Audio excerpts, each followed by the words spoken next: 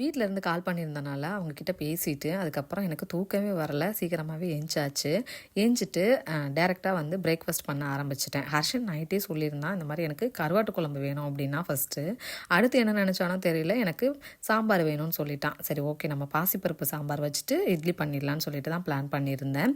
So அதுக்கு தான் vegetables எல்லாம் எடுத்து வச்சுட்ருக்கிறேன். ஸோ லஞ்சுக்கும் இதே சாம்பார் தாங்க. சாம்பார் கூட ஏதாவது ஒரு பொரியல் பண்ணிக்கலான்னு சொல்லிட்டு, மணத்தக்காளி கீரை பொரியல் பண்ணிடலான்னு சொல்லிட்டு கீரை எடுத்து வச்சுட்ருக்கேன்.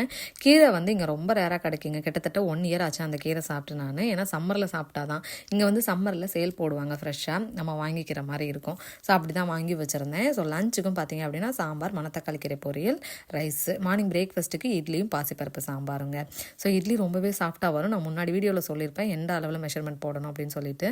அந்த மாதிரி ட்ரை பண்ணிங்க அப்படின்னா சாஃப்ட்டாக வருங்க. அடிமாவு வரைக்குமே பார்த்தீங்க அப்படின்னா ரொம்ப கல் மாதிரி ஆகாமல் இட்லி நல்லாவே இருக்கும். ட்ரை பண்ணி பாருங்கள். ஸோ நெக்ஸ்ட் ஒரு ஷார்ட்ஸில் பார்க்கலாம். பாய்.